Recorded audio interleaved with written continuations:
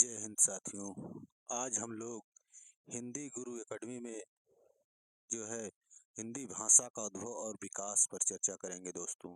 आज हम लोग हिंदी भाषा का उद्भव एवं विकास पर चर्चा करेंगे। आइए हम लोग पढ़ते हैं। दोस्तों, चैनल को अधिक से अधिक लोगों के पास शेयर करिए और सब्सक्राइब भी करिए। आइए हम लोग चर्चा करते हैं। शेयर जरूर करिए। जो भी भाई बहन तैयारी कर रहे हैं हिंदी से संबंधित, वो लोग शेयर जरूर करें। आइए हम लोग चर्चा करते हैं। लिपि किसे कहते हैं? पहला प्रश्न है कि लिपि किसे कहते हैं? बोलने की तरकीब को, अंकित करने को, लिखित ध्वनि संकेतों को और चित्रात्मक संकेत को। तो लिपि किसे कहते हैं? पहले नंबर में आप लोग उत्तर दीजिए। लिपि किसे कहते हैं? तो आप क्या लगाएंगे? पहले में लिखित ध्वनि संकेतों को जो है, लिखित ध्वनि जो लोग लगा रहे हैं, लिखित ध्वनि संकेतों को लिपि कहते हैं। वो लोग बिल्कुल सही। फिर हम लोग आते हैं क्वेश्चन नंबर 2 पर। किसी देश के अधिकांश जन समुदाय द्वारा बोली जाने वाली भाषा को क्या कहते हैं? संवैधानिक भाषा, जन भाषा, संपर्क भाषा और राष्ट्रभाषा। बताइए दूसरे नंबर में। तो जो लोग राष्ट्रभाषा लगा रहे हैं वो लोग बिल्कुल सही हैं। यहाँ से 4 से 5 प्रश्न पूछ लेते हैं। टीजीटी, पीजीटी जैसी, एलटी जैसी परीक्षाओं में, यूजीसी नेट में भी पूछता है। यहाँ से प्रश्न खूब पूछे जाते हैं। आइए, मैक्स मूलर ने इंडो जर्मनिक नाम किस भाषा परिवार को दिया था? इसे बहुत इंपॉर्टेंट प्रश्न है। यहाँ से प्रश्न हूबहू पूछ सकते हैं। इसलिए देखिए, आप आदिकाल से और मैं हिंदी भाषा का उद्भव एवं विकास तक पहुँच चुका हूँ। इससे पहले यहाँ तक वीडियो अपलोड कर दिया है बहुविकल्पी और सामान्य हिंदी। जिसको देखना हो, व्याकरण, वो भी जा करके पीछे वीडियो डाला गया है, 1 महीने लगभग हो गए हैं, देख सकते हैं आप लोग। तो मैक्स मूलर ने इंडो जर्मनिक नाम किस भाषा परिवार को दिया था? तीसरे में आप लोग उत्तर दीजिए। किस भाषा परिवार को दिया था तीसरे नंबर में? तो जो लोग भारोपीय भाषा को दे रहे हैं वरीयता, भारोपीय भाषा को लगा रहे हैं, जो लोग जा रहे हैं पहले ऑप्शन पर तीसरे में, वो लोग बिल्कुल सही हैं। गुजराती भाषा का विकास किस अपभ्रंश से हुआ? पैसाची, सौरसैनी, प्राचल और मागधी। बताइए किस अपभ्रंश से हुआ है? चौथे में आप लोग उत्तर दीजिए। तो गुजराती भाषा का विकास किस अपभ्रंश से? जो लोग सौरसैनी अपभ्रंश से लगा रहे हैं वो लोग बिल्कुल सही हैं। इसका मैं विस्तृत व्हाइट बोर्ड पर बहुत जल्द चलाऊंगा दोस्तों। जो है हिंदी भाषा का उद्भव विकास समझाने का काम करूंगा। इससे पहले आप लोग कुछ परीक्षाएं लगी हुई हैं, उसकी दृष्टि से आप लोग देख लीजिए। हो सकता है यहीं से 2-4 प्रश्न फंस जाए। संविधान और फंसेंगे भी, निश्चित है। आप लोग से एक रिक्वेस्ट जरूर है दोस्तों, शेयर करिए। कुछ भाई बंधु हैं, 1 से 2 लोग जो हिंदी गुरु एकेडमी को लाइक करते हैं और शेयर करते हैं। वैसे 341 लोग जो है हिंदी गुरु एकेडमी के दिल से परिवार जुड़ने का काम किया है। वो लोग दिल से जुड़े हुए हैं दोस्तों। इसलिए आप लोग अधिक से अधिक लोग हिंदी गुरु एकेडमी से जुड़िए। जरूर आपको लाभ के सिवा कभी हानि नहीं होगा हिंदी गुरु एकेडमी से। तो संविधान में प्रांतीय भाषाओं को किस अनुसूची द्वारा स्वीकार किया गया? 5वें नंबर में उत्तर दीजिए आप लोग। 8वीं, 5वीं, 6ठी और 9वीं। बताइए किस अनुसूची द्वारा?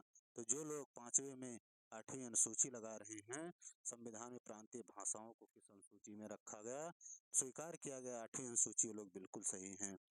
अपभ्रंश में स्वरों की संख्या कितनी है? 10, 6, 8 और 11। बताइए 6वें नंबर में।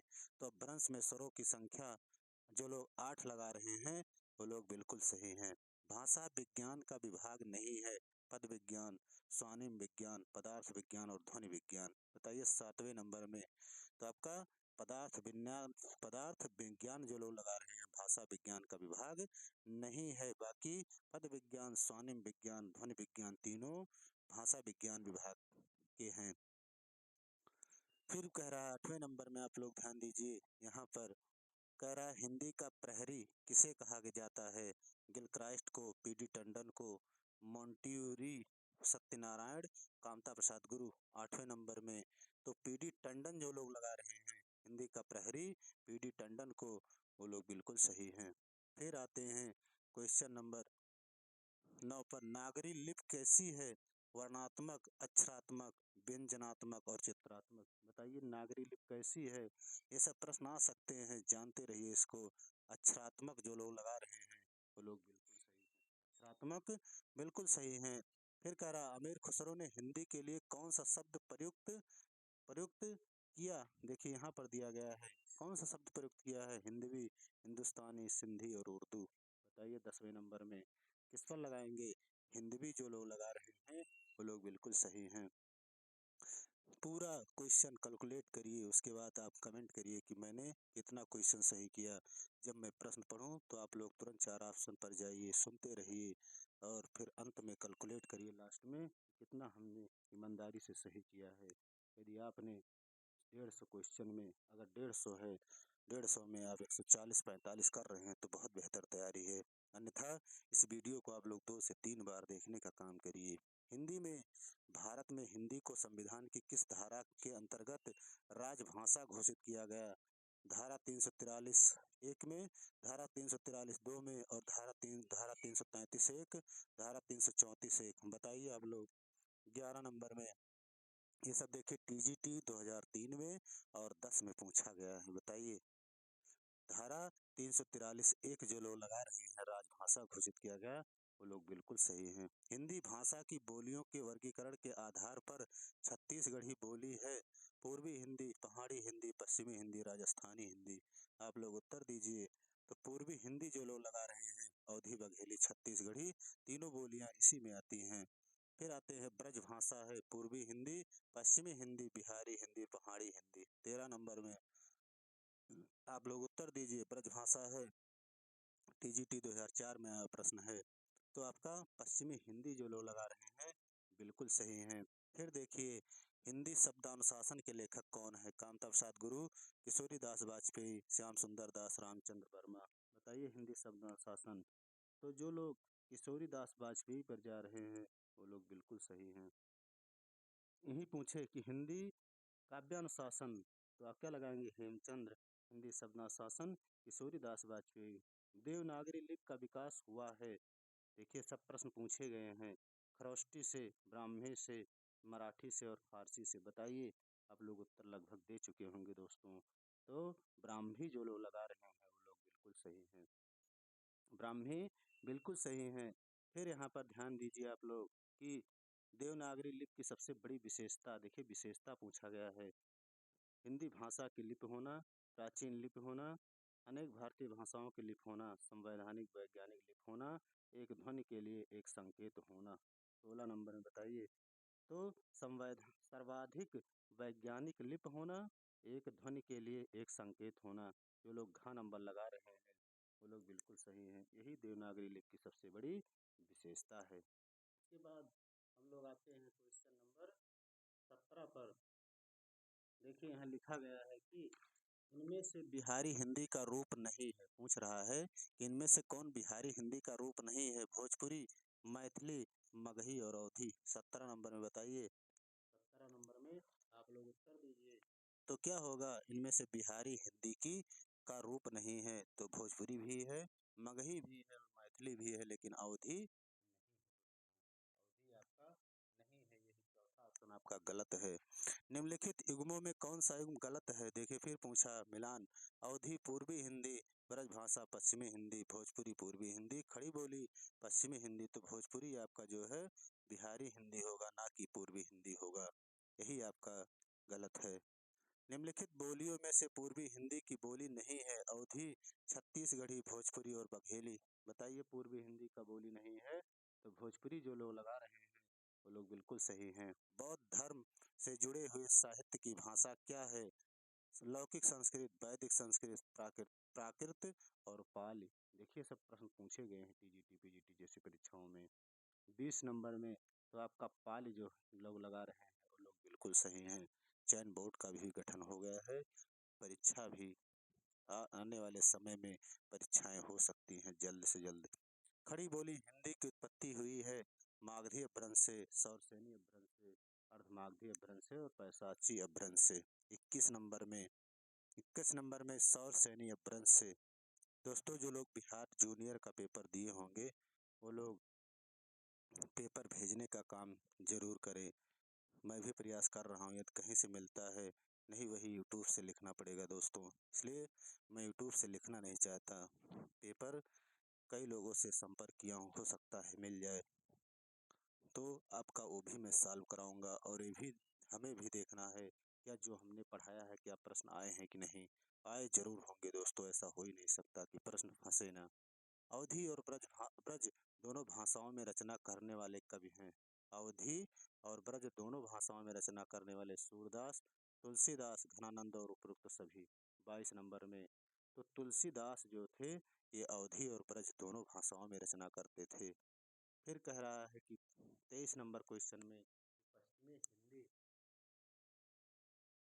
यहाँ पर ध्यान दीजिए कि पश्चिमी हिंदी की सर्वाधिक प्रमुख बोली इनमें से क्या है? ब्रजभाषा, बुंदेली, खड़ी बोली और बांगरू। पश्चिमी हिंदी की सर्वाधिक प्रमुख बोली पूछ रहा 23 नंबर में, तो आपका ब्रजभाषा सही होगा। यही आपका सर्वाधिक प्रमुख बोली है, ब्रजभाषा। हरियाणवी या बांगरू बोली किस अपभ्रंश से विकसित हुई? अभी उनकी पुलिस में पूछा था कि हरियाणवी को और किस नाम से जानते हैं, यही बांगरू दिया गया था। पश्चिमोत्तरी शौसैनी अपभ्रंश, नागर अपभ्रंश, अर्धमागधी और मागधी। 24 नंबर में तो आपका पश्चिमोत्तरी शौसैनी अपभ्रंश जो लोग लगा रहे हैं बिल्कुल सही है। हरियाणवी या बांगरू बोली किस अपभ्रंश से विकसित हुई है? तो आपका पश्चिमी शौसैनी अपभ्रंश सही होगा। 25 नंबर क्वेश्चन पर आते हैं कि निम्नलिखित में से कौन सी विशेषता देवनागरी की नहीं पूछा गया है? इसमें जैसा उच्चारण होता है वैसा ही लिखा जाता है। इसमें एक ध्वनि के लिए एक ही प्रतीक है। इसमें शिरोरेखा का प्रयोग महत्वपूर्ण है। विकास की दृष्टि से यानी ब्राह्मी एवं खरोष्टी के समकालीन है। 25 नंबर में तो आपका क्या सही है इसमें? तो नहीं है। बाकी इसमें जैसा उच्चारण होता है वैसा ही लिखा जाता है, बिल्कुल सही है। इसमें एक ध्वनि के लिए एक ही प्रतीक है, ये भी सही है। इसमें शिरोरेखा का प्रयोग महत्वपूर्ण है देवनागरी लिपि में, लेकिन विकास की दृष्टि से यह लिपि ब्राह्मी या खरोष्टी में समकालीन है, यही आपका गलत है, यही नहीं है। नीचे दिए गए नीचे भाषा की 4 विशेषताएं दी गई हैं, इनमें से एक विशेषता गलत है, उस गलत विशेषता को चुनिए। टीजीटी 2001 में और 10 में। भाषा परिवर्तनशील होती है, भाषा पैतृक संपत्ति है, भाषा सामाजिक संपत्ति होती है, भाषा अनुकरण द्वारा लिखी जाती है। 26 नंबर में क्या लगाएंगे? भाषा पैतृक संपत्ति नहीं होती, ये जो है आपका पैतृक संपत्ति गलत है। बाकी भाषा परिवर्तनशील होती है, भाषा सामाजिक संपत्ति होती है, भाषा अनुकरण द्वारा सीखी जाती है। 27 नंबर टकसाली भाषा कहते हैं संस्कृत निष्ठ भाषा को, ग्रामीण भाषा को, परनिष्ठित भाषा को और कृत्रिम भाषा को। 27 नंबर में तो परनिष्ठित भाषा को हम जो है टकसाली भाषा भी कहते हैं। टीजीटी 2001 में पूछा गया है। फिर यहाँ पूछ रहा है कि उत्तर प्रदेश सरकार द्वारा सन 1947 ईस्वी में गठित गठित देवनागरी लिपि सुधार समिति के अध्यक्ष थे डॉक्टर धीरेन्द्र वर्मा, संपूर्णानंद, आचार्य नरेंद्र देव, इनमें से कोई नहीं। 28 नंबर में तो आपका इसके अध्यक्ष पूछे तो आचार्य नरेंद्र देव लगाइएगा। क्या सही है? आचार्य नरेंद्र देव सही है। अवहट्ट भाषा से तात्पर्य है, देखिए यहाँ पर पूछा गया है कि अवहट्ट अवहट्ट भाषा से तात्पर्य है। टीजीटी 2001 में पूछा गया है। ग्रामीण अपभ्रंश, परनिष्ठित अपभ्रंश, ग्रामीण प्राकृत, परनिष्ठित प्राकृत। 29 नंबर में तो आपका अवहट्ट भाषा से तात्पर्य ग्रामीण अपभ्रंश जो लोग लगा रहे हैं, बिल्कुल सही है। निम्नलिखित में से कौन सी बोली पश्चिमी हिंदी के अंतर्गत नहीं आती? ब्रजभाषा, अवधी, बुंदेली और कन्नौजी। 30 नंबर क्या लगाएंगे इसमें? नहीं आती पश्चिमी हिंदी के अंतर्गत, तो अवधी आपका पूर्वी हिंदी के अंतर्गत आती है, ना कि पश्चिमी हिंदी के अंतर्गत आती है। फिर यहाँ पर पूछा जा रहा है कि बांगरू किस उपभाषा वर्ग की बोली है? अभी यूपी पुलिस में भी पूछा था कि बांगरू किस उपभाषा वर्ग की बोली है? पश्चिमी हिंदी, पूर्वी हिंदी, बिहारी और पहाड़ी हिंदी। 31 नंबर में तो आपका पश्चिमी हिंदी जो लोग लगा रहे हैं बांगरू पश्चिमी हिंदी लोग बिल्कुल सही है, लेकिन वहाँ पूछा गया था कि बांगरू को और किस नाम से जानते हैं, तो हरियाणवी को हम जो है बांगरू के नाम से भी जानते हैं। अंगिका किस राज्य की बोली है? अंगिका किस राज्य की बोली है? बंगाल, छत्तीसगढ़, मध्य प्रदेश और बिहार। 4 ऑप्शन दिया गया है 32 नंबर में। तो अंगिका भी बहुत इंपॉर्टेंट है, बिहार राज्य की बोली। राज्य की 35 नंबर क्वेश्चन में कह रहा है कि कर्ता के साथ ने का प्रयोग न होना किस उपभाषा की प्रमुख विशेषता है। यहाँ पूछ रहा है कि कर्ता के साथ ने का प्रयोग न होना किस उपभाषा की प्रमुख विशेषता है। टीजीटी 2005 में आया प्रश्न है। पूर्वी हिंदी, पहाड़ी हिंदी, पश्चिमी हिंदी और राजस्थानी हिंदी। 33 नंबर में तो ने का प्रयोग होना जो है कर्ता के साथ पूर्वी हिंदी की विशेषता है।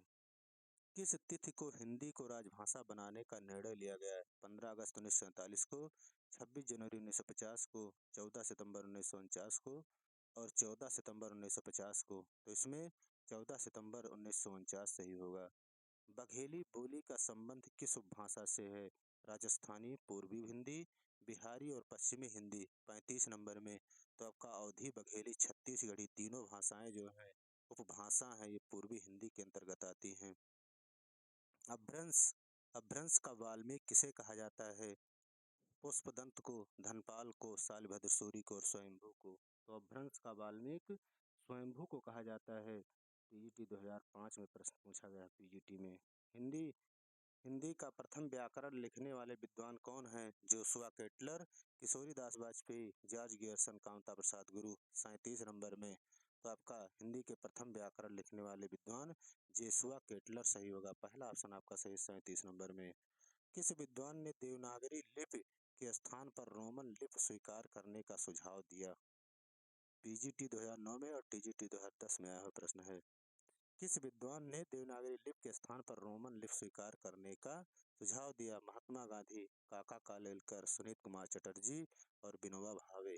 38 नंबर में सुनीत कुमार चटर्जी ने दिया था। तीसरा ऑप्शन सुनीत कुमार चटर्जी ने दिया था 38 नंबर में। फिर है उकार बहुला बोली मानी जाती है। पीजीटी 2009 में आया प्रश्न है। अवधी, भोजपुरी, बघेली और छत्तीसगढ़ी। उकार बहुला बोली, उकार बहुला बोली अवधी मानी जाती है। पहला ऑप्शन सही है। फिर कह रहा भोजपुरी बोली की उत्पत्ति हुई है। पीजीटी 2004 में आया प्रश्न है। अर्धमागधी अपभ्रंश से, मागधी अपभ्रंश से, सौरसैनी अपभ्रंश से और प्राचीन अपभ्रंश से। तो आपका भोजपुरी का जो हुआ है वो आपका मागधी अपभ्रंश सही होगा। फिर यहाँ पर दे रहा है कि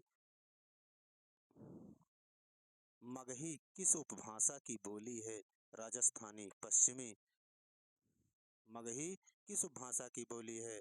का दिया गया राजस्थानी, ख पश्चिमी हिंदी और फिर इसके बाद यहाँ दिया गया पूर्वी हिंदी और बिहारी हिंदी 41 नंबर में। तो मगही पूर्वी हिंदी की बोली है। ग्वालियर की बोली है बुंदेली, ब्रजभाषा, खड़ी बोली, कन्नौजी। आप लोग क्या लगाएंगे उत्तर। जो ग्वालियर की बोली है आपका 42 नंबर में यहाँ पर मगही, यहाँ पर दोस्तों अवधी मगही यहाँ पर बिहारी होगा। सॉरी, गलत हमने लगा दिया। 41 नंबर में ध्यान दीजिएगा कि मगही किस भाषा की बोली है।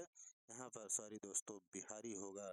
ग्वालियर की बोली है 42 नंबर में तो बुंदेली, ब्रजभाषा, खड़ी बोली और कन्नौजी। बताइए पीजीटी 2004 में आया प्रश्न है। सब बहुत इंपॉर्टेंट प्रश्न है। अगर इतना ही बहुविकल्पी आप लोग पढ़ लेंगे तो आपको यहीं से प्रश्न हमेशा फंसेंगे, निश्चित है। क्योंकि बार बार रिपीटेड किए जाते हैं प्रश्न। कुछ टॉपिक ऐसे हैं जहाँ से आपको रिपीट प्रश्न खूब मिलेंगे। तो आपका बुंदेली जो लोग लगा रहे हैं ग्वालियर की बोली, बिल्कुल सही है। कौन सी भाषा देवनागरी लिपि में लिखी जाती है। बंगला, पंजाबी, मराठी और गुजराती। तो कौन सी भाषा ऐसी है। पीजीटी 2004 में प्रश्न है देवनागरी लिपि में लिखी जाती है। 43 नंबर में तो आपका मराठी जो है वो देवनागरी लिपि में लिखी जाती है। हिंदी खड़ी बोली किस अपभ्रंश से विकसित हुई है। पीजीटी 2004 में मागधी, अर्धमागधी, सौरसैनी और पैसाची। तो आपका हिंदी खड़ी बोली किस अपभ्रंश से विकसित हुई। 44 नंबर में सौरसैनी अपभ्रंश लगाइए और आपका उत्तर सही जाएगा। जो लोग सौरसैनी लगा रहे हैं 44 नंबर में, बिल्कुल सही है। छत्तीसगढ़ी बोली हिंदी के किस उपभाषा वर्ग के अंतर्गत बोली जाती है। पीजीटी 2004 में पूछा गया है कि छत्तीसगढ़ी बोली हिंदी के किस उपभाषा वर्ग के अंतर्गत बोली जाती है। 45 नंबर में पश्चिमी हिंदी, पूर्वी हिंदी, बिहारी और पहाड़ी हिंदी। 45 नंबर में तो पूर्वी हिंदी सही होगा। हिंदी, हिंदी का पाणिनि किसे कहा जाता है। पीजीटी 2004 में आया है। कामता प्रसाद गुरु, रामचंद्र शुक्ल, भोलानाथ तिवारी और किशोरीदास वाजपेयी। 46 नंबर में कुछ लोग कामता प्रसाद गुरु को भी मानते हैं, लेकिन आप वरीयता हमेशा किशोरी दास वाजपेयी को दीजिएगा। किशोरी दास वाजपेयी को ही हिंदी का पाणिनि माना माना जाता है। निम्नलिखित में से भाषा की प्रमुख प्रकृति कौन सी है? पीजीटी 2005 में सरलता से क्लिष्टता की ओर, जटिलता से सरलता की ओर, भाव से विचारों की ओर, विचारों से भाव की ओर। 47 नंबर में क्या लगाएंगे? तो आपका जटिलता से सरलता की ओर जो लोग लगा रहे हैं वो लोग बिल्कुल सही हैं। 48 नंबर पर आइए, सही युग्म चुनिए। पश्चिमी हिंदी खड़ी बोली कौरवी, बिहारी हिंदी मारवाड़ी, पूर्वी हिंदी गढ़वाली, पहाड़ी हिंदी बघेली। सही युग्म चुनना है आपको। तो इसमें पहला ऑप्शन जो लोग लगा रहे हैं यही आपका सही सही सुमेलित है, सही युग्म है, बाकी तीनों आपके गलत हैं। फिर आइए मेवाती, देखिए यहाँ पर दिया गया है, सब प्रश्न आए हुए प्रश्न हैं। मेवाती किस उपभाषा वर्ग की बोली है? पूर्वी हिंदी, राजस्थानी हिंदी, पहाड़ी हिंदी और बिहारी हिंदी। 49 नंबर में तो राजस्थानी हिंदी जो है आपका मेवाती उपभाषा वर्ग की बोली है। इसके बाद 50 नंबर पर ध्यान दीजिए, कह रहा है देवनागरी लिपि का प्रयोग सर्वप्रथम किस राज्य में हुआ माना जाता है? पीजीटी 2010 में आया प्रश्न है। महाराष्ट्र, उत्तर प्रदेश, राजस्थान और गुजरात। तो किस राज्य में जो है देवनागरी का प्रयोग सर्वप्रथम हुआ? तो गुजरात में हुआ था। उत्तर प्रदेश सरकार द्वारा गठित लिपि सुधार परिषद की 28-29 नवंबर 1953 को हुई बैठक की अध्यक्षता किसने की थी? टीजीटी 2010 में आया है। तत्कालीन राष्ट्रपति डॉक्टर जाकिर हुसैन ने, तत्कालीन उपराष्ट्रपति डॉक्टर सर्वपल्ली राधाकृष्णन ने, तत्कालीन राष्ट्रपति श्री बी गिरि ने और तत्कालीन उपराष्ट्रपति श्री बी.डी. जत्ती ने। बताइए 51 नंबर में। तो आपका तत्कालीन उपराष्ट्रपति डॉक्टर सर्वपल्ली राधाकृष्णन सही होगा। मैथिली भाषा का कवि इनमें से कौन है? कबीर, विद्यापति, तुलसी और देव। बहुत इंपॉर्टेंट ऐसे प्रश्न है। मैथिली का भाषा का कवि विद्यापति हमेशा आप लोग लगाइएगा। आगरा मथुरा को किस बोली का केंद्र माना जा सकता है? ब्रज, अवधी, बुंदेली और बांग्ला। तो किसका केंद्र माना जाता है, किस भाषा का? 54 नंबर में। 53 नंबर में बताइए। तो आगरा और मथुरा ये जो आपके ब्रज भाषा के केंद्र हैं। काव्य भाषा के पद पर कौन सी बोली सर्वाधिक समय तक प्रतिष्ठित रही है? अवधी, ब्रज, खड़ी बोली और बांगरू। 54 नंबर में। तो आपका काव्य भाषा के पद पर कौन सी बोली सर्वाधिक समय तक प्रतिष्ठित रही? आपका ब्रज भाषा सही होगा। क्या सही होगा? ब्रज भाषा सही होगा। फिर कह रहा है खड़ी बोली को अन्य किस नाम से जाना जाता है? कौरवी, मेवाती, बांगरू और अवधी। 55 नंबर में। 55 नंबर में आपका खड़ी बोली को अन्य किस नाम से जाना जाता है? तो जो लोग कौरवी लगा रहे हैं बिल्कुल सही है। राहुल सांकृत्यायन ने कहा है। खड़ी बोली को कौरवी नाम किस विद्वान ने दिया था? 56 नंबर में। खड़ी बोली को कौरवी नाम किस विद्वान ने दिया? हजारी प्रसाद द्विवेदी, रामचंद्र शुक्ल, महावीर प्रसाद द्विवेदी, राहुल सांकृत्यायन। देखिए पूछ लिया तो आप राहुल सांकृत्यायन लगा दीजिए। टीजीटी 2021 में भी पूछा गया प्रश्न है। स्टैंडर्ड या परिनिष्ठित संज्ञा किस बोली को प्राप्त हुई है? सब बहुत इंपॉर्टेंट प्रश्न है। भोजपुरी, कौरवी, जयपुरी और मैथिली। तो आपका क्या सही है इसमें? कौरवी सही होगा। जो लोग स्टैंडर्ड और परिनिष्ठित संज्ञा किस बोली को प्राप्त हुई, कौरवी लगा रहे हैं बिल्कुल सही है। 58 नंबर पर आइए, कह रहा है पुष्ट मार्ग का जहाज किस कवि को कहा जाता है? नंददास, बिहारी, सूरदास और तुलसीदास। क्या लगाएंगे? तो सूरदास को कहा गया है पुष्ट मार्ग का जहाज। किसने कहा? विठलनाथ ने कहा है कि सूर जो है पुष्ट मार्ग का जहाज जात है जेका कछ लेना हो सो लेओ। ये जो है विठलनाथ ने सूरदास को कहा है। आचार्य रामचंद्र शुक्ल की किताब में आपको मिलेगा। हिंदी साहित्य के किस युग में खड़ी बोली को काव्य भाषा का दर्जा प्राप्त हुआ है? 59 नंबर में। तो आपका भारतेंदु युग, द्विवेदी युग, छायावादी युग और प्रगतिवादी युग। बताइए 59 नंबर में। तो आपको द्विवेदी युग को प्राप्त हुआ था। ये सब बहुत इंपॉर्टेंट प्रश्न है कि खड़ी बोली को काव्य भाषा दर्जा द्विवेदी युग में प्राप्त हुआ। अवधी बोली, अवधी बोली किस अपभ्रंश से विकसित हुई है? खस अपभ्रंश, मागधी अपभ्रंश और सैनी अपभ्रंश और अर्धमागधी अपभ्रंश। 60 नंबर में।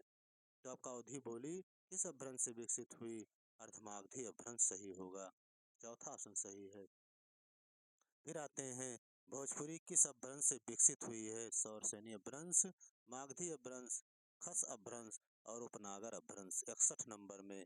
तो आपका भोजपुरी किस अपभ्रंश से? मागधी अपभ्रंश से विकसित हुई है। बुंदेली किस अपभ्रंश से विकसित हुई है? सौरसेनी, अर्धमागधी, खस और मागधी। 62 नंबर में। तो बुंदेली किस अपभ्रंश से विकसित हुई? सौरसेनी। जो लोग लगा रहे हैं बिल्कुल सही है। फिर पूछा गया है कि कन्नौजी बोली किस अपभ्रंश से विकसित हुई है? तो आपका मागधी अपभ्रंश, खस अपभ्रंश, उपनागर अपभ्रंश और सौरसेनी अपभ्रंश। 63 नंबर में। तो आपका कन्नौजी बोली जो है वो सौरसेनी अपभ्रंश से विकसित हुई है। इनमें से किस भाषा द्रविड़ परिवार की नहीं है? इनमें से कौन सी भाषा द्रविड़ परिवार की नहीं है? मराठी, द्रविड़, कन्नड़ और मलयालम। आपका मराठी जो है द्रविड़ परिवार की नहीं है, बाकी कन्नड़, द्रविड़ और मलयालम तीनों भाषाएं जो है द्रविड़ परिवार की भाषाएं हैं। राजभाषा आयोग का गठन कब किया गया? 1955 में, 1965 में, 1970 में, 1980 में। 65 नंबर में। तो 1955 में जो है राजभाषा आयोग का गठन किया गया था। फिर है, सरकारी कामकाज की भाषा जो संविधान द्वारा स्वीकृत होती है क्या कही जाती है? राजभाषा, मातृभाषा, राष्ट्रभाषा और देशी भाषा। तो जो सरकारी कामकाज की भाषा स्वीकृत होती है वो आपकी राजभाषा सही होगा। इनमें से देवनागरी लिपि का प्रयोग किस भाषा के लिए नहीं होता है? यहाँ पर नहीं पूछा गया है कि देवनागरी लिपि का प्रयोग नहीं हुआ। मराठी, संस्कृत, तमिल और हिंदी। 67 नंबर में। तो आपका तमिल सही होगा। इनमें से देवनागरी लिपि का प्रयोग किस भाषा के लिए नहीं हुआ? तो आपका तमिल सही होगा। फिर यहाँ पर आइए कि इनमें से कौन सी भाषा सबसे अधिक पुरानी है? पूछा गया है। पाली, लौकिक संस्कृत, अपभ्रंश और वैदिक संस्कृत। 68 नंबर में। तो आपका वैदिक संस्कृत सही होगा। हिंदी, हिंदी किस प्रांत की राजभाषा नहीं है? पूछा गया है। उत्तराखंड, मध्य प्रदेश, छत्तीसगढ़ और पंजाब। तो किस प्रांत की? चार ऑप्शन, चार राज्य दिए गए हैं, अब इसमें से बताना है किस प्रांत की राजभाषा नहीं है 69 नंबर में। तो आपका पंजाब जो है ये हिंदी प्रांत की भाषा नहीं है। उसके बाद 70 नंबर क्वेश्चन पर हम लोग आते हैं कि इनमें से कौन सी भाषा बोलने वालों की संख्या सर्वाधिक है? इनमें कौन सी भाषा बोलने वालों की संख्या सर्वाधिक है? पंजाबी, तेलुगु, तमिल और हिंदी। तो किसकी सर्वाधिक है? तो हिंदी बोलने वालों की संख्या सबसे ज़्यादा है।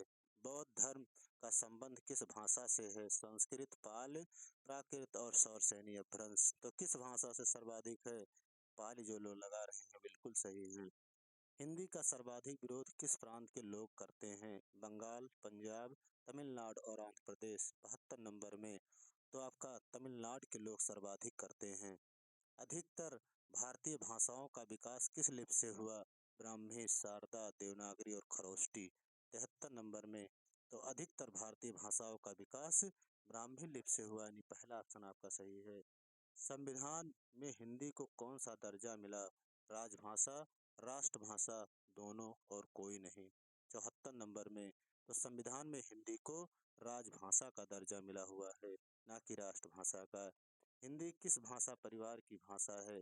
भारोपीय, इंडो चीन, द्रविड़ और ऑस्ट्रिक। 75 नंबर में। तो आपका हिंदी जो है भारोपीय परिवार की भाषा है। देवनागरी लिपि किस प्रकार की है? शिलात्मक, अक्षरात्मक, ध्वन्यात्मक और संकेतात्मक। तो आपका देवनागरी लिपि जो है वो अक्षरात्मक है।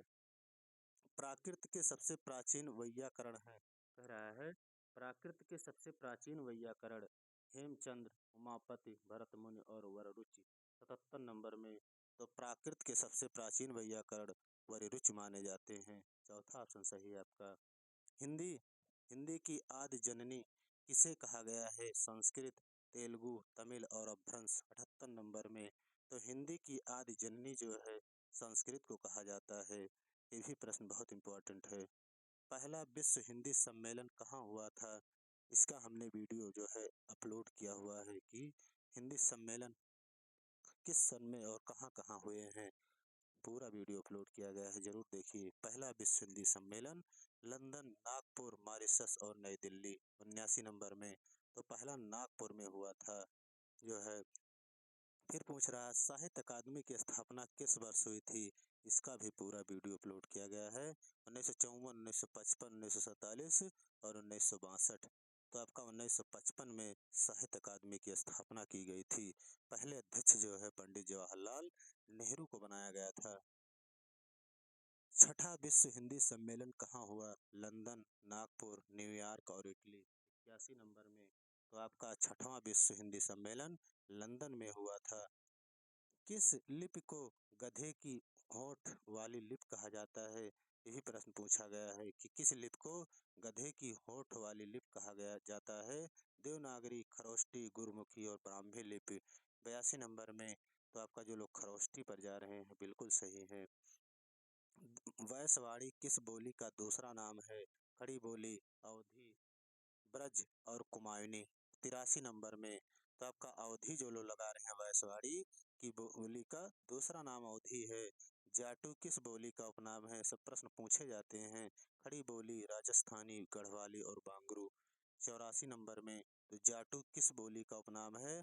तो आपका बांगरू सही होगा। हरियाणवी को हम बांगरू भी कहते हैं। लिपि का सर्वप्रथम उल्लेख कहाँ मिलता है।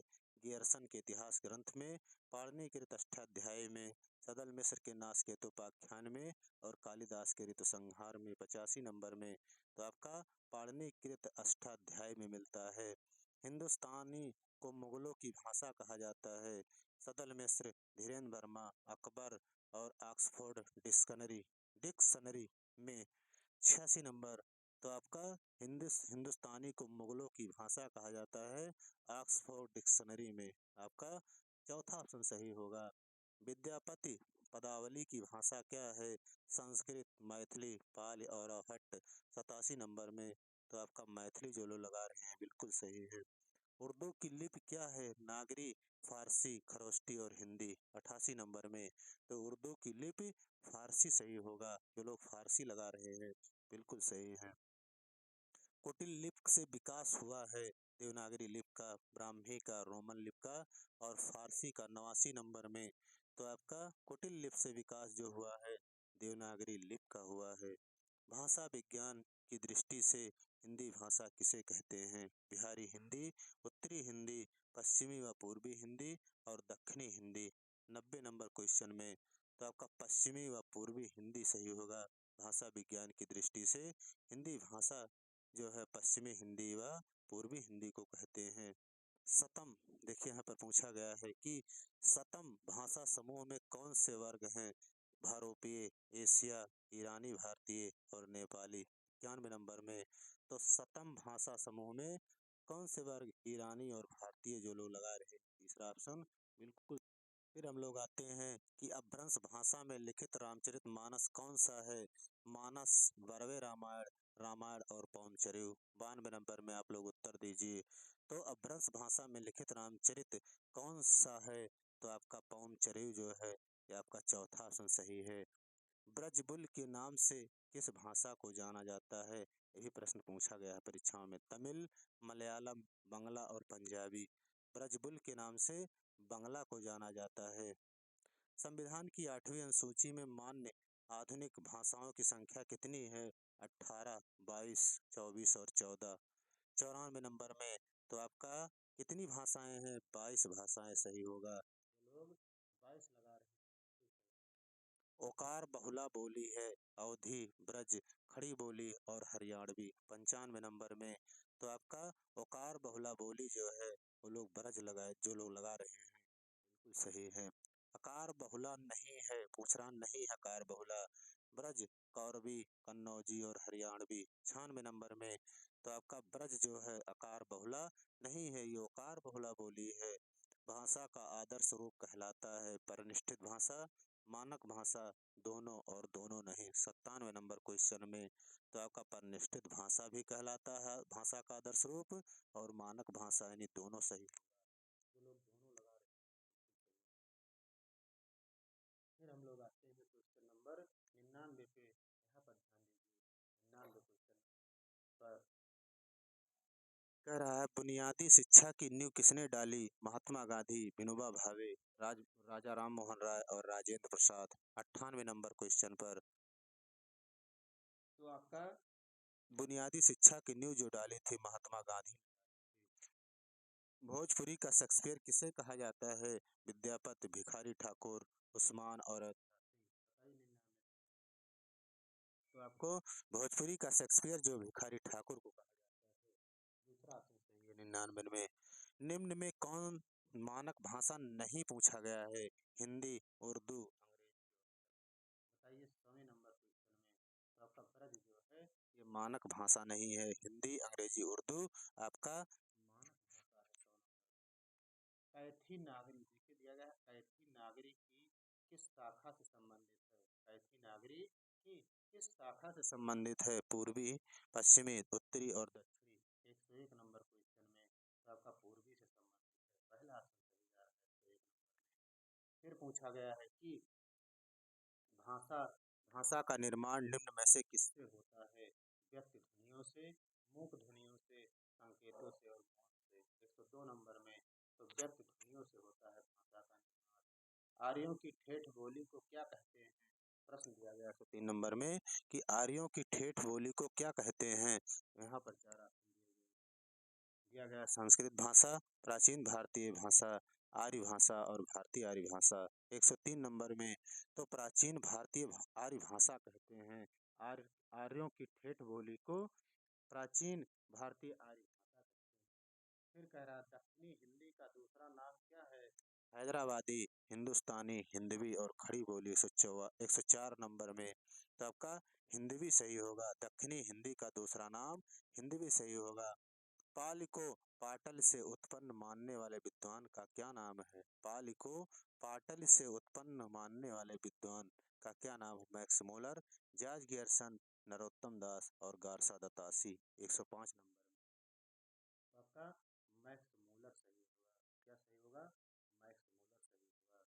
विभाषा किसे कहते हैं? राजभाषा को, राष्ट्रभाषा को, लुप्त भाषा को और बोली को। 106 नंबर में। तो आप जो है लगाइए भाषा किसे कहते हैं? 106 नंबर में बोली को जो है भाषा कहते हैं। चौथा ऑप्शन सही है। अपभ्रंश का व्याकरण है, अपभ्रंश का व्याकरण है उक्त प्रकरण, पाहुड़ दोहा, वर्ण रत्नाकर, शब्दानुशासन। बताइए अपभ्रंश का व्याकरण। 107 नंबर में। शब्दानुशासन जो है अपभ्रंश का व्याकरण है। शब्दानुशासन हेमचंद्र ने लिखा है। और हिंदी शब्दानुशासन आप क्या लगाएंगे? कामता प्रसाद गुरु का भी है और किशोरीदास वाजपेयी का भी है, इसीलिए हिंदी का पाणिनि कहा जाता है किशोरीदास वाजपेयी। कुछ लोग कामता प्रसाद गुरु को भी लगाते हैं, लेकिन वरीयता आप लोग किशोरीदास वाजपेयी ही दीजिएगा। वियोगात्मक भाषा है अपभ्रंश, संस्कृत, हिंदी और प्राकृत। 108 नंबर में। तो आपका हिंदी जो है वियोगात्मक भाषा है। टीजीटी 2021 में पूछा गया प्रश्न वियोगात्मक। देखिए यहाँ से प्रश्न पूछा गया था, वियोगात्मक भाषा है हिंदी। लहदा भाषा का विकास किस अपभ्रंश से हुआ है? पैसाची, कैकरा, ब्राचड़ और मागधी। 109 नंबर में। तो आपका लहदा भाषा का विकास पैसाची से हुआ है। अपभ्रंश का पहला कवि कौन है? विद्यापति, चंद, स्वयंभू और रोड़ा। बताइए 110 नंबर में।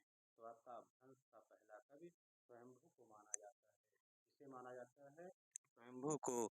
अपभ्रंश के व्याकरणिक रूप का विवेचन किसने किया? अमीर खुसरो, रोड़ा, हेमचंद्र और चंद्रबरदाई। 111 नंबर पर लोग उत्तर दीजिए यहाँ पर। तो अपभ्रंश के व्याकरणिक रूप का विवेचन आपको हेमचंद्र ने किया था। तो लोग हेमचंद लगा रहे, बिल्कुल सही है। सिद्धों की भाषा कौन सी थी? हिंदी, पैसाची, गुजराती और अपभ्रंश। 112 नंबर में उत्तर दीजिए। तो सिद्धों की जो भाषा थी वो अपभ्रंश थी। क्या थी? अपभ्रंश सही होगा। फिर यहाँ पर ध्यान दीजिए कि हिंदी में मिलावट नहीं खपती और उसका व्याकरण नियमबद्ध है। यह वाक्य किसने कहा है? कह रहा है कि हिंदी में मिलावट नहीं खपती और उसका व्याकरण नियमबद्ध है। यह वाक्य किसने कहा? धीरेन्द्र वर्मा, अमीर खुसरो, विद्यापति और आचार्य रामचंद्र शुक्ल। 113 नंबर क्वेश्चन में। तो आपका अमीर खुसरो सही होगा। जो लोग अमीर खुसरो लगा रहे हैं बिल्कुल सही। फिर आइए 114 नंबर क्वेश्चन पर। यहाँ पर कह रहा है कि जॉर्ज गियर्सन ने हिंदी भाषा की उत्पत्ति का श्रेय किसे दिया है? लल्लू लाल, हरतेंदु विशाल लाखा और अमीर खुसरो। तो बताइए, जॉर्ज गियर्सन ने हिंदी भाषा भाषा की उत्पत्ति का श्रेय तो आपका लल्लू लाल सही होगा। लल्लू लाल ने दिया है। हिंदी के मानक रूप में योगदान दिया है श्याम सुंदर दास ने, आचार्य शुक्ल ने, किशोरीदास वाजपेयी ने और भारतेंदु हरिश्चंद्र ने 115 नंबर में। तो हिंदी के मानक रूप में योगदान जो दिया था किशोरीदास वाजपेयी ने दिया था।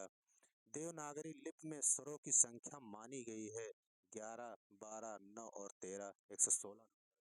तो देवनागरी लिपि में स्वरों की संख्या 11 मानी गई है। कितनी? 11 मानी गई है। दक्षिणी हिंदी के सर्वप्रथम लेखक कौन हैं? गालिब, ख्वाजा बंदा ख्वाजा बंदाने वाज, गेसुदराज, खुसरो और निजामी। ख्वाजा बंदाने वाज, गेसुदराज। क्या लिखा हुआ है कि दक्षिणी हिंदी के सर्वप्रथम लेखक कौन है? गालिब, ख्वाजा बंदा नवाज, गेसुदराज, खुसरो और निजामी। 117 नंबर में। तो ख्वाजा बंदा नवाज गेसुदराज सही होगा। गेसुदराज सही होगा।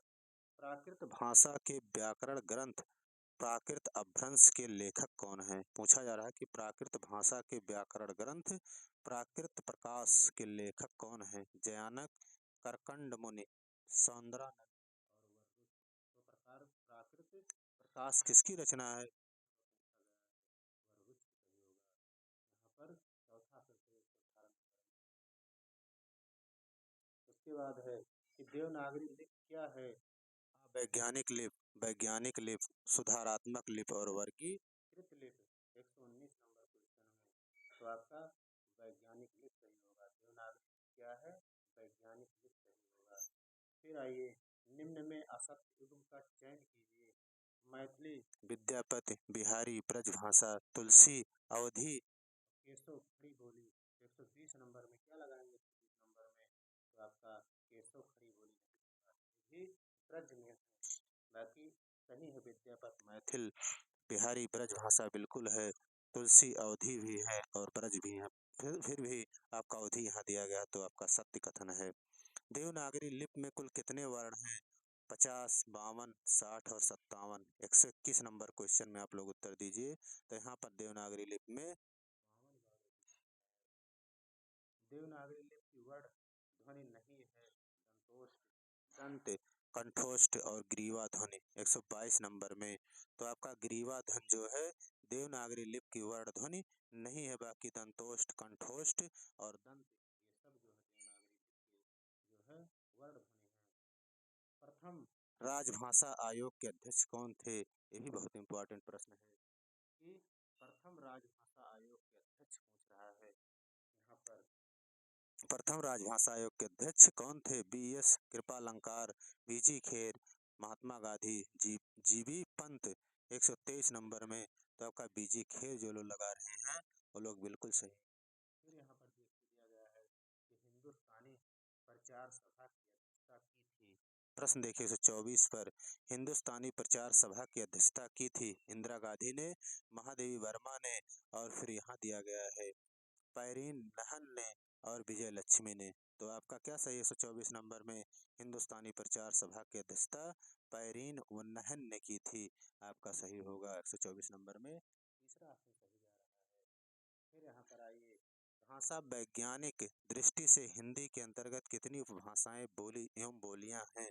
देखिए, भाषा वैज्ञानिक दृष्टि से हिंदी के अंतर्गत कितनी उपभाषाएं, देखिए एवं बोलियां, बहुत इंपॉर्टेंट प्रश्न है। 4 उपभाषा 17 बोलियां, 5 उपभाषा में 18 बोलियां, 5 उपभाषा में 8 बोलियां, 3 उपभाषा में 8 बोलियां।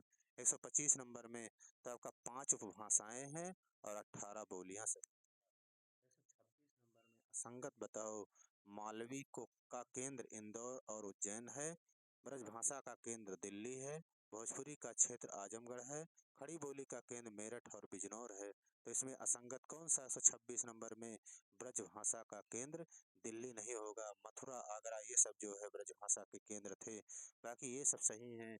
आपका भोजपुरी का क्षेत्र आजमगढ़ बिल्कुल सही है, खड़ी बोली का केंद्र मेरठ और बिजनौर बिल्कुल सही है। यानी आपका 126 नंबर में खा ऑप्शन आपका संगत है। असत्य कथन बताइए। बुंदेली का क्षेत्र झांसी, छत्तीसगढ़ी बिलासपुरी दुर्ग की बोली है। विद्यापत भोजपुरी के कवि हैं। हरियाणवी का एक नाम बांगरू भी है 127 नंबर में। तो विद्यापति जो है भोजपुरी के कवि नहीं हैं, इन्हें मैथिल कोकिल भी कहा जाता है जो है। फिर आइए, भारोपीय भाषा परिवार का दूसरा नाम इंडो जर्मिक जर्मनिक दिया है मैक्स मूलन ने, धीरेन्द्र वर्मा ने, श्याम सुंदर दास ने और यास्पर ने। तो किसने दिया 128 नंबर में? मैक्स मूलर ने दिया था। भारोपीय भाषा परिवार का दूसरा नाम इंडो जर्मनिक भी दिया था किसने? Max Muller. जो लोग लगा रहे हैं बिल्कुल सही है। भारोपीय भाषा परिवार के दो वर्ग केंतुम और सतम के जन्मदाता कौन है? केंतुम और सतम के जन्मदाता अस्कोली, मार्क्स, भोलानाथ तिवारी और पापुई 129 नंबर में। तो आपका अस्कोली सही होगा। क्या सही होगा? अस्कोली सही होगा। असंगत बताइए। मारवाड़ी, छत्तीसगढ़, भोजपुरी, मैथिली, अवधी, बघेली, ब्रजभाषा, खड़ी बोली 130 नंबर में। तो आपका मारवाड़ी, छत्तीसगढ़ी सही असंगत है। यहाँ पर बाकी भोजपुरी, मैथिली संगत है। अवधी, बघेली बिल्कुल सही है। ब्रजभाषा, खड़ी बोली बिल्कुल सही है। मारवाड़ी आपका छत्तीसगढ़ी नहीं होगा बल्कि जयपुरी होगा। हिंदी का एक रूप क्या नहीं है? कोंकणी, रेखता, हिंदुस्तानी और उर्दू। तो हिंदी का एक रूप कोंकणी जो लोग लगा रहे हैं पहला ऑप्शन वो नहीं है। बाकी तीनों है हिंदी के रूप। रेखता भी कहा गया है, हिंदुस्तानी भी कहा गया और उर्दू भी कहा गया है। सतम और केंतुम किस संख्या के वाचक हैं? 700, साई, 100, 70। बताइए 132 नंबर में। तो आपका 100 जो है आपका सतम और केंतुम की संख्या के वाचक। तीसरा ऑप्शन सही है 132 में। फिर देखिए 137 में, नेपाली की लिपि क्या है? कैथी, ब्राह्मी, गुरमुखी और देवनागरी 137 नंबर में। सबका देवनागरी सही होगा। क्या सही होगा? नेपाली की लिपि देवनागरी। फिर यहाँ पर आइए, प्राकृत भाषा का अर्थ क्या है? प्राकृत असभ्य समाज की भाषा, गांव की भाषा, संस्कृत के बाद की भाषा। बताइए प्राकृत की भाषा का क्या अर्थ है 134 नंबर में? तो आपका संस्कृत के बाद की भाषा जो लोग लगा रहे हैं बिल्कुल सही है। भारतीय आर्य भाषा और हिंदी पुस्तक के लेखक कौन है? देखिए भारतीय आर्य भाषा और हिंदी पुस्तक के लेखक किशोरी Das, Shyam Sundar Das, Joshua Ketelaar, Sunit Kumar Chatterji 135 number में। तो आपका सुनीत कुमार चटर्जी जो लोग लगा रहे हैं बिल्कुल सही हैं। बहराइच सुल्तानपुर किस बोली के अंतर्गत आता है? बहराइच सुल्तानपुर और कुछ भाग अम्बेडकर नगर, इलाहाबाद और जो है फैजाबाद, गोंडा, बलरामपुर आपका क्या है? गढ़वाली, अवधी, बांगरू और छत्तीसगढ़ी। बताइए इसमें तो आपका क्या सही होगा? जो लोग 136 नंबर में अवधी लगा रहे हैं वो लोग बिल्कुल सही हैं। डिंगल भाषा का क्या अर्थ है? ब्रज भाषा, असाहित्यिक भाषा, अपभ्रंश के योग से बनी शुद्ध राजस्थानी और मिश्रित अपभ्रंश 137 नंबर में। तो अपभ्रंश के योग से बनी शुद्ध राजस्थानी सही होगा। फिर पूछा गया असत्य कथन है। भाषा विचार विनिमय का प्रमुख साधन है। भाषा व्याकरणबद्ध होती है। भाषा समाज निरपेक्ष होती है। भाषा एक सामाजिक क्रिया है 138 नंबर में। तो भाषा समाज निरपेक्ष होती है तो 137 नंबर में यही आपका सत्य है। बाकी भाषा विचार विनिमय का प्रमुख साधन है क्योंकि भाषा आदान प्रदान होती है। भाषा व्याकरणबद्ध बिल्कुल होती है। भाषा एक सामाजिक क्रिया है बिल्कुल है, लेकिन भाषा समाज निरपेक्ष नहीं होती। नागरी, नागरी लिपि को दक्षिण में क्या कहा जाता है? नागरी, दक्षिणी नागरी, नंद नागरी और पर्वत नागरी 139 नंबर। तो आपका नागरी लिपि को दक्षिण में क्या कहा जाता है? नंद नागरी कहा जाता है। दूसरा ऑप्शन सही है। फिर 140 नंबर पर सरा ब्राह्मी लिपि का भारत में प्रचलन कब था? ईसा ईसा के जन्म के 100 वर्ष बाद तक, ईसा पूर्व द्वितीय सदी के प्रथम सदी तक, ईसा पूर्व 5वीं शताब्दी से 350 वर्ष बाद तक, ईसा प्रथम से 600 वर्ष बाद तक। बताइए इसमें क्या से 140 नंबर में किस पर लगाएंगे? तो आपका ईसा पूर्व 5वीं शताब्दी से 350 वर्ष बाद तक ब्राह्मी लिपि का भारत में प्रचलन कब था? तो आपका तीसरा ऑप्शन सही है। प्रारंभ में देवनागरी लिपि की एक प्रमुख विशेषता कौन सी थी? इसमें खरोष्टी लिपि कहते हैं। इसे खरोष्टी लिपि कहते हैं। इसके वर्णों पर सीधी रेखा नहीं लगती थी। नागर से उत्पत्ति, एक ध्वनि के लिए एक वर्ण, 141 नंबर में। तो आपका इसके वर्णों पर सिरो रेखा नहीं लगती थी, यही जो है प्रारंभ में देवनागरी लिपि की एक प्रमुख विशेषता नहीं है। कौन सी थी? तो यही थी, इसके वर्णों पर सिरो रेखा नहीं लगती थी।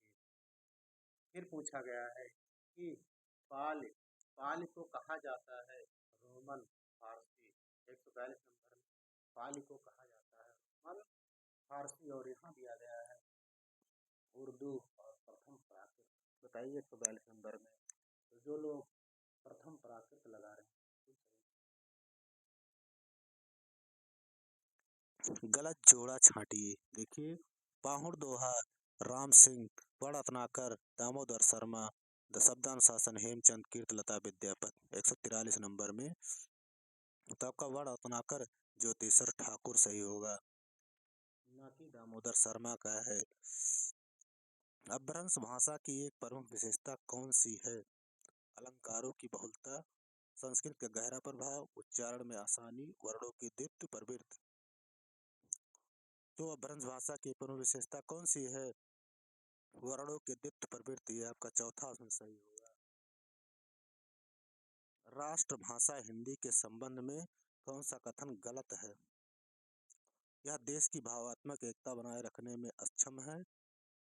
यह नए शब्दों के निर्माण की क्षमता वाली है। इसकी लिपि देवनागरी है। इसकी शब्द संपदा बड़ी है। तो क्या सही होगा? यह देश की भावात्मक एकता पर बनाए रखने में अक्षम है, यही आपका गलत है। बाकी तीनों सही हैं।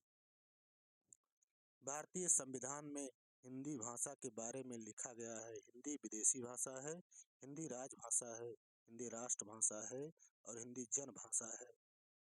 क्या है? तो हिंदी राजभाषा सही होगा। हिंदी को राष्ट्रभाषा घोषित करने के हिंदी भाषी प्रस्तावक का क्या नाम था? गोपाल स्वामी अयंगर, मोहम्मद अली जिन्ना, महात्मा गांधी और पटौदी।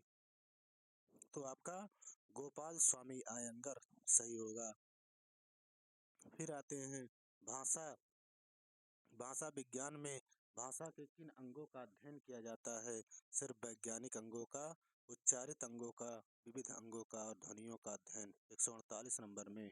तो विविध अंगों का जो है अध्ययन किया जाता है। हिंदी साहित्य सम्मेलन के प्रथम अध्यक्ष कौन थे? तोताराम, मदन मोहन मालवीय, महावीर प्रसाद द्विवेदी और रामचंद्र शुक्ल। तो आपका मदन मोहन मालवीय जो लोग लगा रहे हैं हिंदी साहित्य सम्मेलन के प्रथम अध्यक्ष, बिल्कुल सही है। फिर यहाँ पर पूछा गया है कि जॉन गिलक्राइस्ट ने खड़ी बोली को क्या नाम दिया? विकृत भाषा, टकसाली भाषा, कौरवी भाषा और परिमार्जित भाषा, 150 नंबर में। तो आपका टकसाली भाषा सही होगा। जॉन गिलक्राइस्ट ने खड़ी बोली को क्या नाम दिया? टकसाली भाषा दिया था। राष्ट्रभाषा के प्रचार समिति के प्रथम अध्यक्ष का नाम क्या था? लल्लू लाल, राधा कृष्णदास, राजेंद्र प्रसाद और प्रेमचंद। 151 नंबर में उत्तर दीजिए। तो राजेंद्र प्रसाद था। राष्ट्रभाषा के प्रचार समिति के प्रथम अध्यक्ष का नाम राजेंद्र प्रसाद था। फिर पूछा गया है हिंदी प्रचार सभा की स्थापना किसने की थी? राधा कृष्णदास, महात्मा गांधी, सी राजगोपालाचारी और प्रेमचंद, 152 नंबर में। तो आपका सी राजगोपालाचारी सही होगा। हिंदी प्रचार सभा की स्थापना सी राजगोपालाचारी ने, चक्रवर्ती राजगोपालाचारी ने किया था। फिर हम लोग आते हैं अवधि का संबंध पाल से मानने वाले प्रथम विद्वान, महावीर प्रसाद द्विवेदी, बाबू सक्सेना, बाबू राम सक्सेना और गियरसन आचार्य रामचंद्र शुक्ल, 153 नंबर में। तो आपका क्या सही है? बाबू राम सक्सेना सही होगा। फिर पूछा गया है अवधि शब्द का सर्वप्रथम प्रयोग किसने किया? यहाँ पर ऑप्शन दिया गया है अमीर खुसरो, सूरदास, तुलसीदास और जायसी, 153 नंबर में। तो आपका सूरदास सही होगा। अवधि शब्द का सर्वप्रथम प्रयोग किसने किया? 153 नंबर क्वेश्चन पे देखिए, यहाँ पर अमीर खुसरो सही होगा। अवधि शब्द का सर्वप्रथम प्रयोग ना कि सूरदास होगा, ये आपका गलत है दोस्तों। अमीर खुसरो सही होगा। पहली ईस्वी से 500 ईस्वी तक की भाषा को कहा जाता है। पूछा जा रहा है कि पहली ईस्वी से 500 ईस्वी तक की भाषा को कहा जाता है भ्रंश, प्राकृत, पाली और हिंदी, 155 नंबर में। आपका प्राकृत कहा जाता है। तो ये थे आपके हिंदी भाषा के उद्भव और विकास का बहुविकल्पीय मैराथन।